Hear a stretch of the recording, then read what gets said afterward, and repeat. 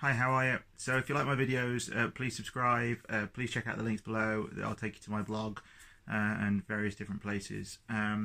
Just quickly, I thought as I'm in my house, I won't show you around because it's a bit messy. I've got kids, so it can be it looks a bit destroyed at times. But as I'm in my house, I thought I would show you my artwork simply because I have a piece right there on my other half's desk. So bear with me. There we go. So that is the sort of thing I do in my spare time. I really like seascapes, landscapes. I'm not very good drawing people, so I've always kind of gone down the path of landscapes really. So if anybody would like any of my artwork, please drop me a message, check out the Amazon wish list, and we will sort you out with an original Ross Minton. So without further ado, let's get to the video.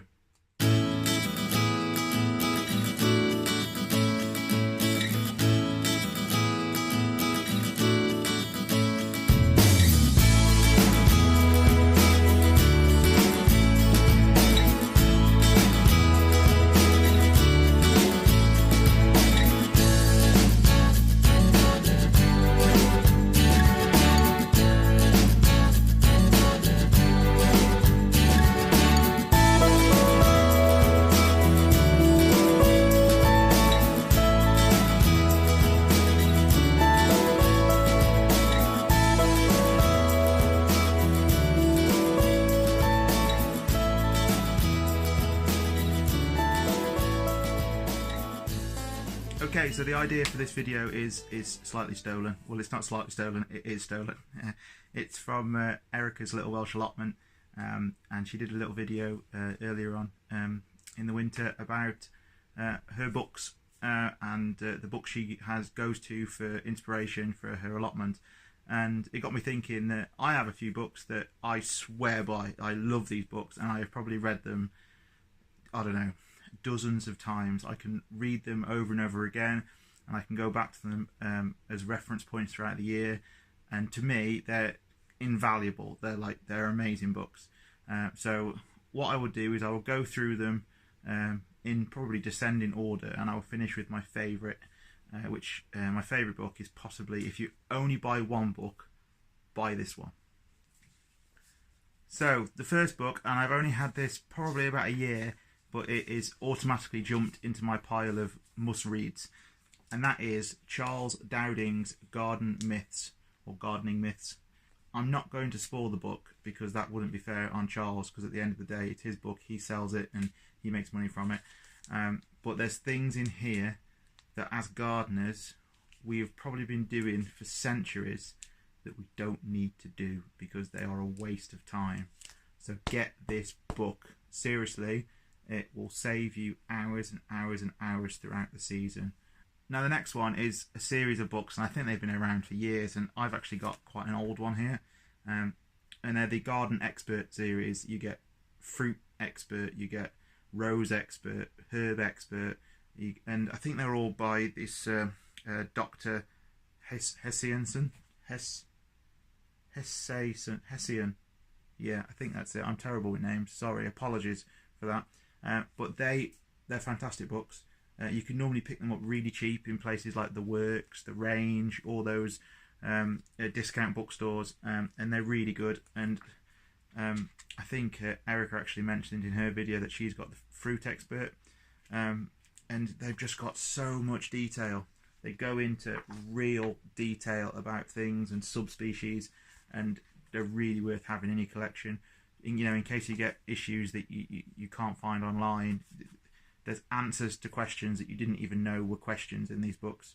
So yeah, the Garden Expert books, they're brilliant. Now this is in my top 3, if you can see that. It's the half-hour allotment, and this is perfect for me. And it's perfect not just because of my disability, but because of people who probably work full-time, who think they haven't got time for an allotment. This is done by a gardener called, again, terrible names, Leah Lendert. There we go. And she goes into all the details of if you've only got half an hour to spend on the allotment, what you should do to make the most of your time. The half-hour allotment book was actually recommended to me by Alice Fowler via Twitter about 3 years ago, and that's because this has been my probably top 2 book for a while now, and it's The Thrifty Gardener, because this is me. This is all about skip diving and what you can do to make, do and mend, the whole ethos of free cycle, recycle, reuse. And if you're like me, and if you want to do an allotment as cheaply as possible, and even if maybe you've been gardening for a while and you've just got yourself an allotment, or you've just got yourself a homestead, or you just got yourself an acre of land somewhere, and you're thinking, I really want to do X, Y, and Z, have chickens, I really want to grow tomatoes, but I haven't got the money to go out and buy brand new things from garden centres, then, you know, this book will really help you like change the way you think about how you can reuse and repurpose things. Great example is this. Probably a lot of us that live in towns, cities, we've all got takeaways near us, and I bet most of us have got Indian, Chinese takeaways, and obviously they get through loads of cooking oil and catering things, and I absolutely love this. See the picture there? You got like the olives and olive oil containers that Alice has taken the tops off. She's made them safe and using them as planters rather than going out and buying planters. That is probably a 30-litre planter. You know, that would probably cost you £6-7 in a garden centre, and if you go around the back of your Indian restaurant, there's probably about 10 of them ready to go in the bin. So it just goes to show how you can save an absolute fortune just from thinking differently. So this book is my top 2, Thrifty Gardener by Alice Fowler. Now this is a bonus. It's not really a book as such, but it's worth having. Is the allotment planner, which is it's great for getting your head around the seasons and what gets planted where and how to plant different things. And also there's pages in here to make your own notes. So for instance, if I turn to February, there's a little introduction about what you can be cracking on with in February and what to try and so on and so forth. And then you've got a page where you can make your notes. I don't make my notes written, obviously I do the YouTube, so my notes are my videos. And also, I can't bring myself to write in a book.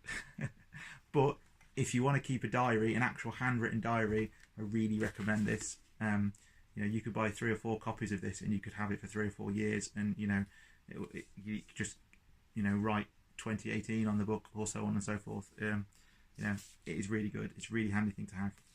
Now, my favourite book, and the book that possibly really kick-started my need to want an allotment and want to, well, basically be self-sufficient.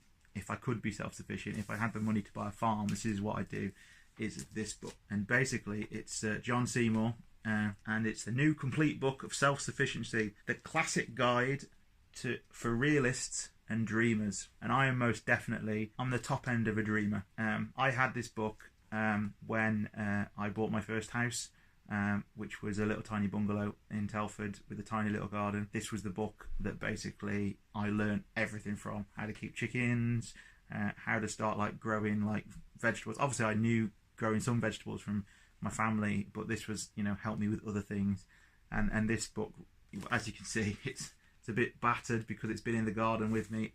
It lives by my chair, and I refer to it probably, you know, 10-12 times a year. I pull it out and have a look at it, and even though this book is old, this physical book isn't old, it's probably 10 years old. I mean, the actual content inside it was probably written in the 40s or the 50s. This book is as relevant now as it was back then. It's an awesome book. I do believe that the guy who did the series on TV, Not Easy Being Green, him and his son have just remade this book for modern times. So they've done the self-sufficiency book by DK. I saw it in Waterstones the other day, and I've actually asked for it on my Christmas list because I just like to see the modern take on this classic, basically. The illustrations in here are awesome. And it is all illustrations. There's no photography in it, and it takes you through literally everything. there's a massive introduction, but I'll turn to this page, bear with me. So after the introduction, there's a page dedicated to, there we go, the urban garden. What you can do in a little tiny courtyard. There you go. Then there's the allotment. And then there's 4 or 5 pages on what you can do if you have an acre of land. See that? And then there's more pages dedicated to if you have 5 acres of land. And it goes into absolutely everything you could possibly think of to be self-sufficient. There is, and again, there are illustrations, not photographs. So there's how to be a butcher. There's how to get food from the wild. There's even things like how to build your own furnace for your farmhouse.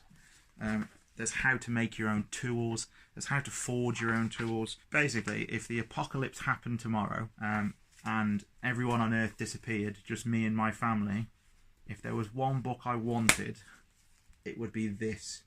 Because I honestly believe with a little bit of common sense in this book, you could survive quite easily. I love it. I really do. This is my favourite book. But it's not about prepping, and it's not about being, you know, one of these people who wants to have the good life and be 100% self-sufficiency. As I said, it starts off with a little urban garden. So if you've got a little urban garden and you want 2 chickens and some tomatoes in the summer, it'll tell you all about it.